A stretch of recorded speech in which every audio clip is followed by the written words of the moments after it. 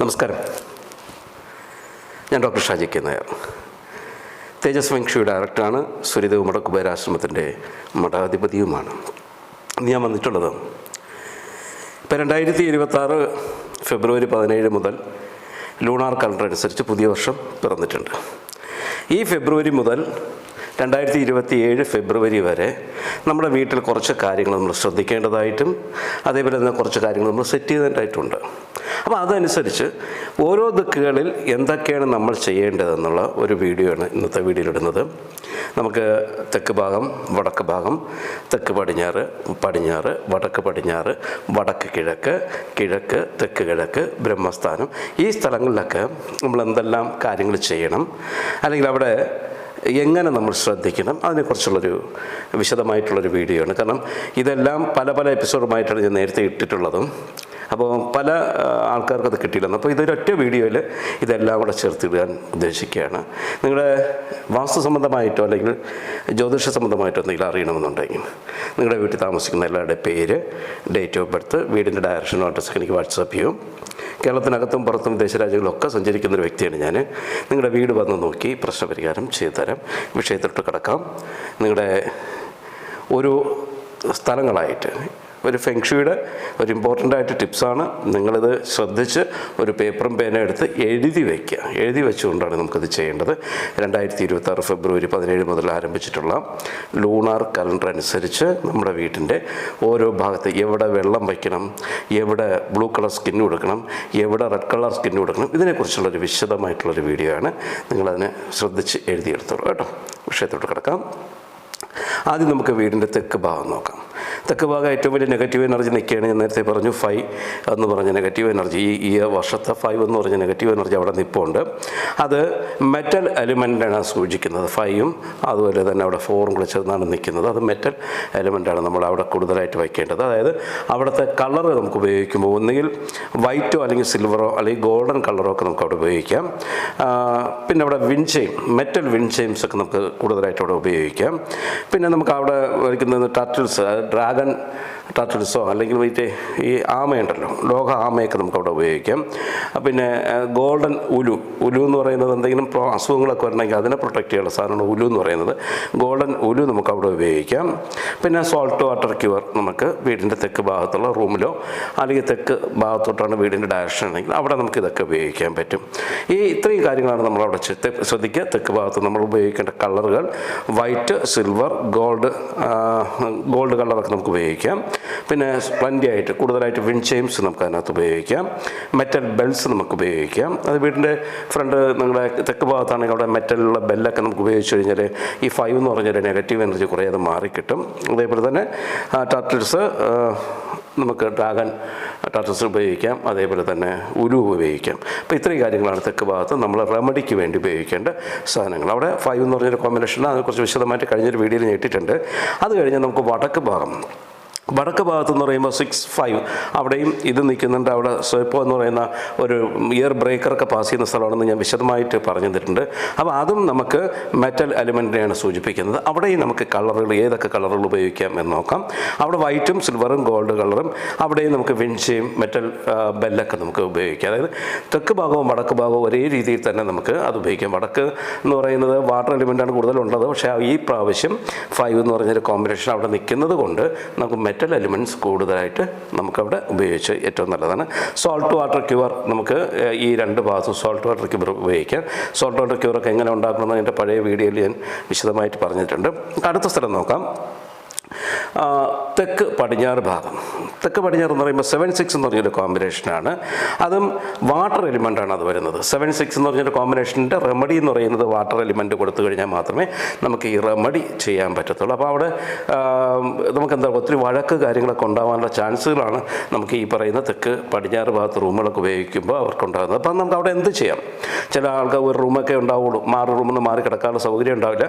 അപ്പോൾ അവിടെ എന്താണ് നമുക്ക് ചെയ്യുന്നത്? അവിടെ ഏത് കളറാണ് നമുക്ക് ഉപയോഗിക്കുന്നത് വെച്ചാൽ ബ്ലൂ കളർ ഉപയോഗിക്കാം, അല്ലെങ്കിൽ ബ്ലാക്ക് കളർ ഉപയോഗിക്കാം. പിന്നെ നമ്മളധികം ഇതൊന്നും നമുക്കവിടെ ഈ എന്താ പറയുക ഈ വാട്ടർ ഫൗണ്ടനൊന്നും നമുക്കവിടെ ഉപയോഗിക്കാൻ പറ്റില്ല. നമുക്ക് വാട്ടർ എലിമെൻ്റ് ആണെങ്കിൽ പോലും വാട്ടർ ഫൗണ്ടനോ അല്ലെങ്കിൽ ജലവുമായിട്ട് സംബന്ധിച്ചുള്ള ഒരു കാര്യം നമ്മൾ ഉപയോഗിക്കണം. ജലത്തിൻ്റെ കളറൊക്കെ നമുക്ക് ഉപയോഗിക്കാം. അവിടെ നിന്നൊക്കെ ഒരു ലാഫിംഗ് ബുദ്ധ വേണമെങ്കിൽ നമുക്ക് അവിടെ വയ്ക്കാം. ലാഫിംഗ് ബുദ്ധ അവിടെ വയ്ക്കാം. ജൈഡ് നമുക്ക് ഉപയോഗിക്കാം. പച്ച ജൈഡ് എന്നറിയാമല്ലോ, പച്ച കളറിലുള്ള അതാണ് ജൈഡ് നമുക്ക് അവിടെ വയ്ക്കാം. റോസ് കോൾസ് നമുക്ക് അവിടെ വയ്ക്കാം. റോസ് കളറിലുള്ള ക്രിസ്റ്റൽസ് നമുക്ക് അവിടെ ഉപയോഗിക്കാം. അതേപോലെ തന്നെ സോൾട്ട് വാട്ടർ ക്യൂറും നമുക്ക് അവിടെ ഉപയോഗിക്കാം. പറഞ്ഞു 7-6 എന്ന് പറഞ്ഞാൽ രണ്ടും മെറ്റൽ എനർജിയിൽ പെടുന്ന ഐറ്റമാണ്. അതിന് ആ എനർജി കുറയ്ക്കണമെങ്കിൽ വാട്ടർ എനർജി കൊണ്ട് മാത്രമേ അത് കുറയ്ക്കാൻ പറ്റത്തുള്ളൂ. അതുകൊണ്ടാണ് ഈ ബ്ലൂ കളറും കൂടുതലായിട്ടുള്ള കാര്യങ്ങളൊക്കെ നമ്മൾ ആ ഭാഗത്ത് ഉപയോഗിക്കുന്നത്. നമുക്ക് അടുത്ത സ്ഥലത്ത് നോക്കാം.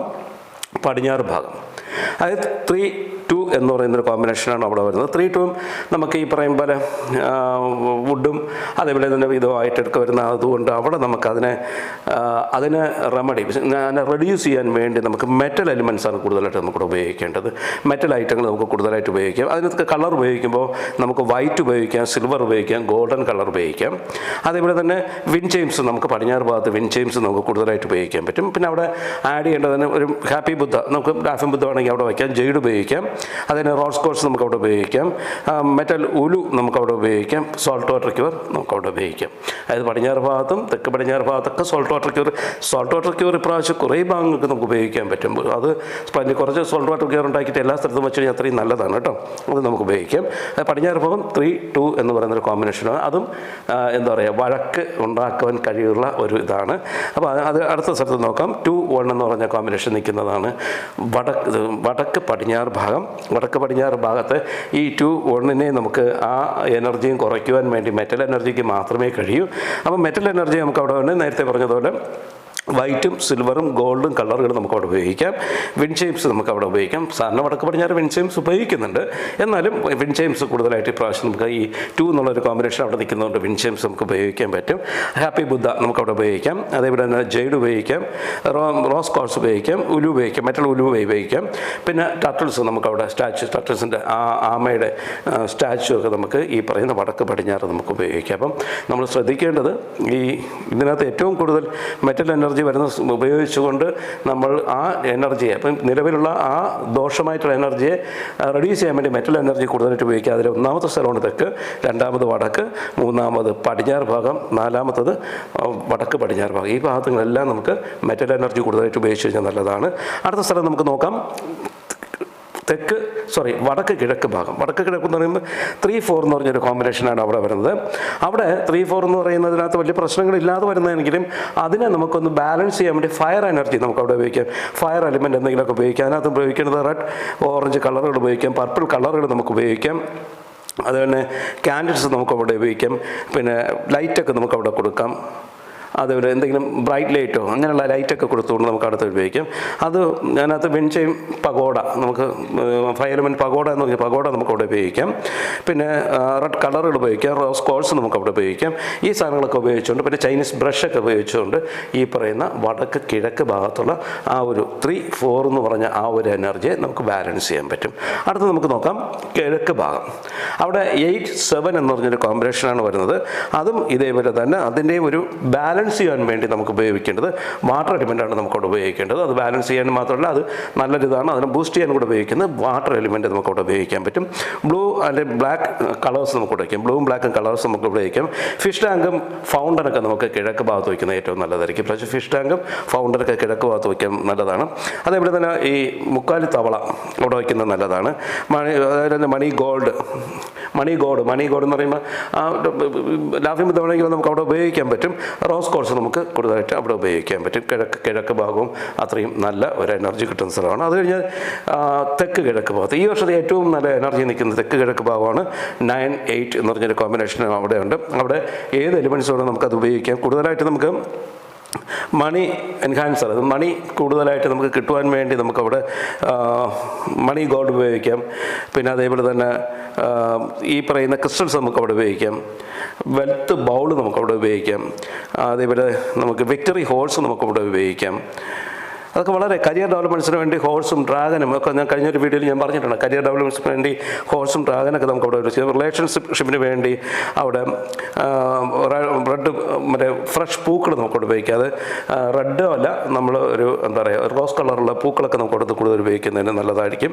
ഹെൽത്തിന് വേണ്ടി നമുക്ക് ഉലുവും ടാറ്റിൽസൊക്കെ നമുക്കവിടെ ഡ്രാഗൻ ടാറ്റിൽസൊക്കെ നമുക്കവിടെ ഉപയോഗിക്കുന്നത് നല്ലതാണ്. തെക്ക് കിഴക്ക് പോകുന്ന പ്രാവശ്യം ഏറ്റവും പവർഫുൾ ആയിട്ടുള്ള സ്ഥലം. അത് കഴിഞ്ഞാൽ വരുന്നത് സെൻട്രൽ പോയിൻ്റാണ്, ബ്രഹ്മസ്ഥാനമാണ്. അവിടെ 9-1 എന്ന് പറഞ്ഞൊരു കോമ്പിനേഷൻ, അതും ബെറ്ററാണ്.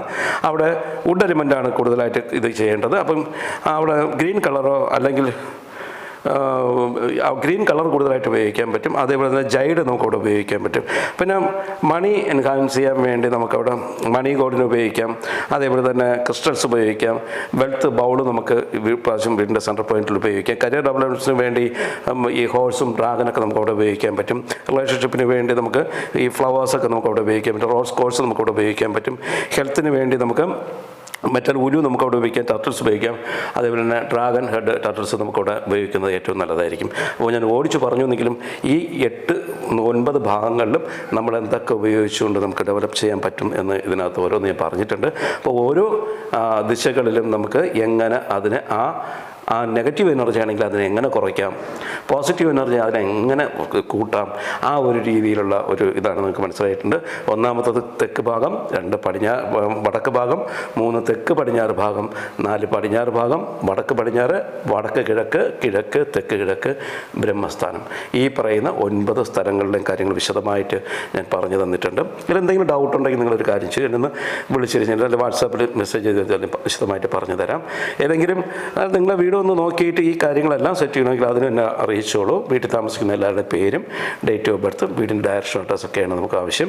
അത് അയച്ചു തന്നു കഴിഞ്ഞാൽ വിശദമായിട്ട് നോക്കിയിട്ട് എന്താണ് നിങ്ങളുടെ വീടിൻ്റെ ഡയറക്ഷൻ ഇങ്ങോട്ടാണെന്ന് നോക്കിയതിനു ശേഷം അതാണ് നമുക്ക് സെറ്റ് ചെയ്യേണ്ടത്. നമ്മൾ എപ്പോഴും പറയാറുള്ള കാര്യം ഒന്നുകൂടി ഞാൻ ഓർമ്മിപ്പിക്കുകയാണ്. വീടിൻ്റെ വാസ്തു കറക്റ്റ് ആണെങ്കിൽ നമ്മുടെ തലവര മാറും.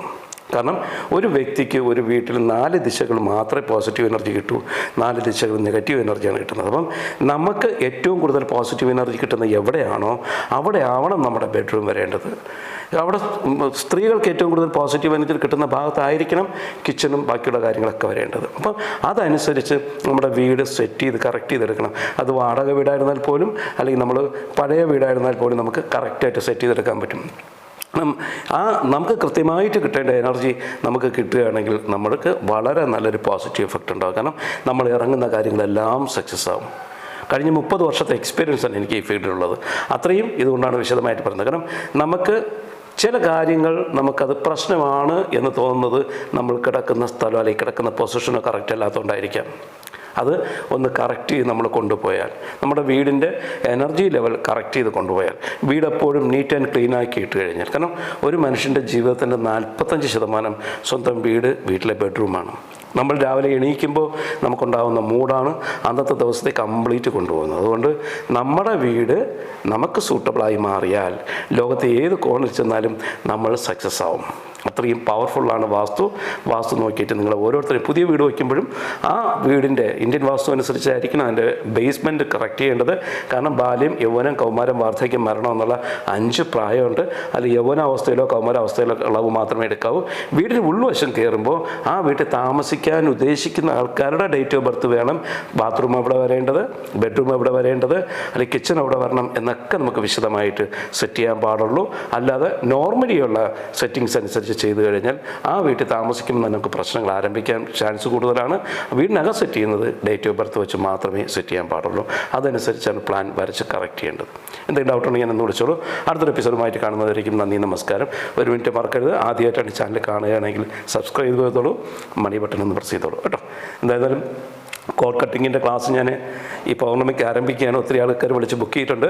കോഡ് കട്ടിങ് താല്പര്യമുള്ളൊരു കഴിഞ്ഞൊരു വീഡിയോയിൽ ഞാൻ കോഡ് കട്ടിങ്ങിനെ കുറിച്ച് വിശദമായിട്ടിട്ടുണ്ട്. ആ വീഡിയോ ഒന്ന് കണ്ടു നോക്കൂ. അടുത്തൊരു എപ്പിസോഡുമായിട്ട് കാണുന്നതായിരിക്കും. നന്ദി, നമസ്കാരം.